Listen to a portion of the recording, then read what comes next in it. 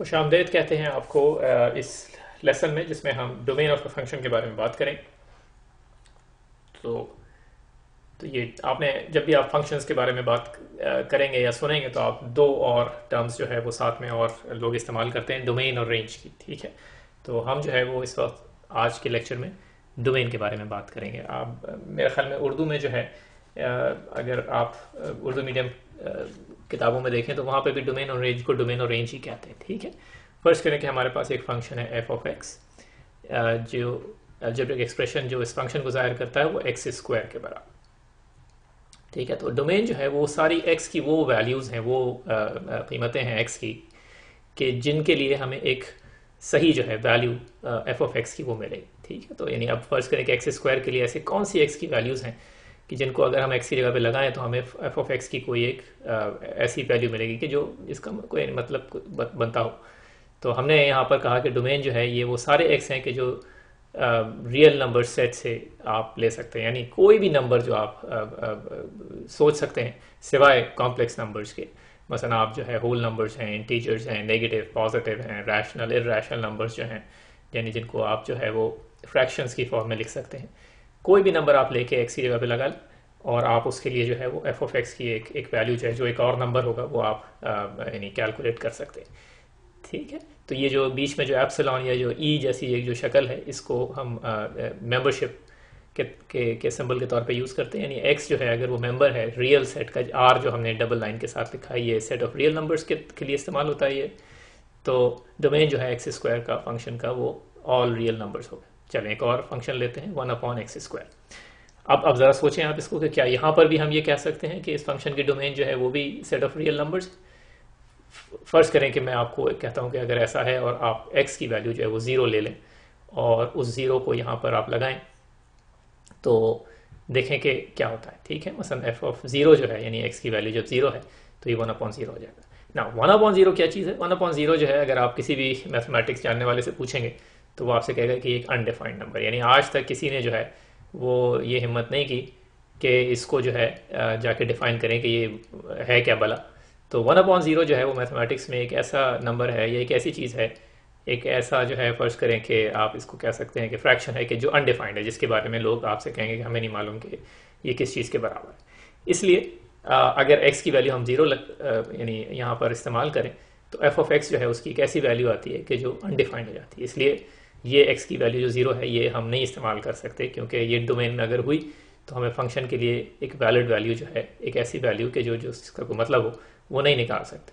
इसलिए हम ये कहते हैं कि इसकी डोमेन जो है इस फंक्शन की वो सारे रियल नंबर्स हैं जो ज़ीरो नहीं है, मसलन यानी सारे रियल नंबर सिवाय ज़ीरो के। तो यहाँ पे आपने देखा कि पहला जो फंक्शन था उसकी डोमेन जो थी वो सारे रियल नंबर्स थे, जितने भी हमारे सेट ऑफ रियल नंबर्स के अंदर नंबर्स हैं वो सारे के सारे एक्स के लिए इस्तेमाल किए जा सकते थे। दूसरा फंक्शन जो हमने लिखा उसमें हमने एक शर्त और मज़ीद उसका इजाफा कर दिया कि हम सारे रियल नंबर्स ले सकते हैं सिवाय ज़ीरो के।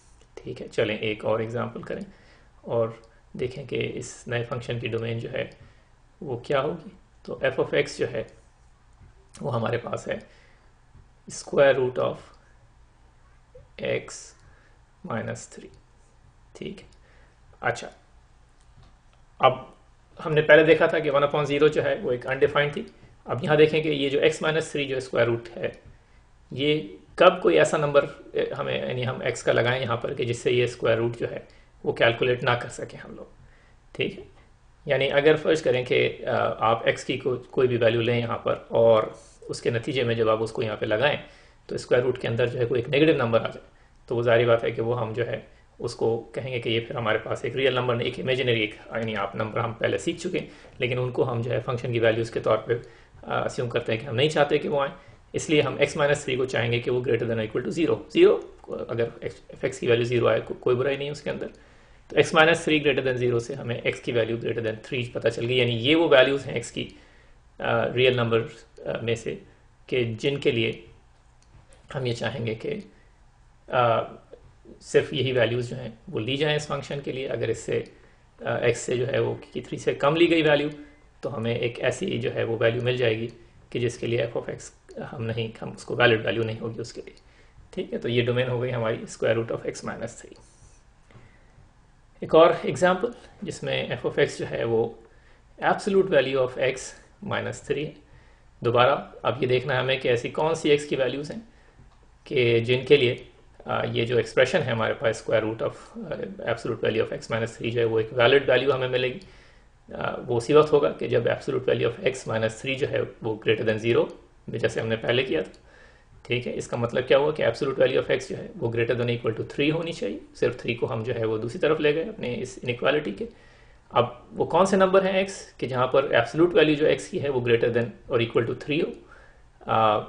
एक जो है वो कंडीशन होगी कि जब x की value less than equal to -3 यानी -4 -5 -6 ये सारे नंबर होंगे जिनकी एब्सोल्यूट वैल्यू 3 से ज़्यादा होगी। और दूसरा वो नंबर्स हैं x के जो ग्रेटर देन और इक्वल टू 3 है।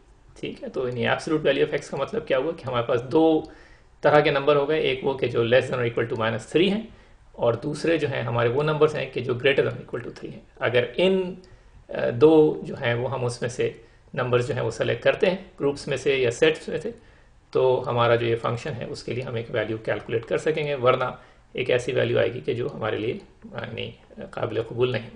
तो हम जो है डोमेन लिख लेते हैं कि डोमेन जो है वो सारे रियल नंबर्स हैं, यानी ऑल एक्स जो रियल नंबर सेट से लिए जा सकते हैं, सच दैट कि उनकी वैल्यू एक्स की जो है वो लेस देन इक्वल टू -3 हो, और यानी इंग्लिश का और मैं कह रहा हूँ उर्दू में, या एक्स की वैल्यू ग्रेटर देन और इक्वल टू 3 हो। ठीक है, तो ये हो गई डोमेन, यानी हम सिर्फ उन नंबरों में इंटरेस्टेड हैं कि जो इस रेंज में आते हैं।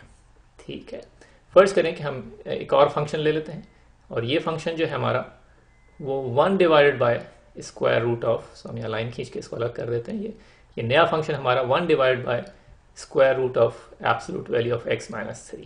ठीक है, अब देखें कि अब इससे क्या हमारी कोई डोमेन पर कोई फर्क पड़ेगा। स्क्वायर रूट अभी भी हम ये चाहेंगे कि कोई नेगेटिव नंबर ना है उसके अंदर, लेकिन ये कि अगर यहाँ पर 0 आ जाता है जब हम x को जो है फर्ज करें कि 3 या -3 उसकी वैल्यू यहाँ पे इस्तेमाल करें, तो उस सूरत में जो है ये हमें डिनोमिनेटर के अंदर नीचे जो है वो 0 मिलेगा। और हमें पहले से ही पता है कि 1/0 जो है वो एक अनडिफाइंड फॉर्म है जिसको हम नहीं चाहते, इसलिए यहाँ से हम वो पॉसिबिलिटी जो है वो निकाल देते हैं। वो कैसे निकलेगी, वो इस सूरत में कि अगर absolute value of x minus 3 जो है वो ग्रेटर देन 0, और इसका मतलब ये होगा कि एब्सोल्यूट वैल्यू ऑफ x जो है वो ग्रेटर देन 3 से हमारी वो जो 0 वाला जो केस है वो इससे बाहर हो जाता है।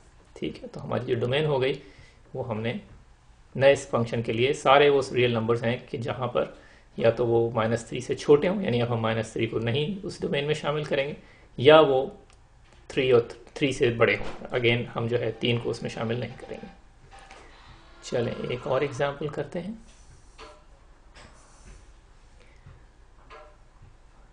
और इस एग्जाम्पल के लिए जो है हम एक फंक्शन जो है वो लिख लेते हैं। हमें पीछे फंक्शन लिखने में थोड़ी सी ख्याल में सही इंक जो है अच्छा है। एफ ऑफ एक्स जो है इस हमारे जो मिसाल है उसमें बराबर है 2 जब x की वैल्यू जो है वो इवन है, यानी इस तरह से हम अपने फंक्शन को जो है उसकी तारीफ कर रहे हैं, इस तरह से उसको डिफाइन कर रहे हैं।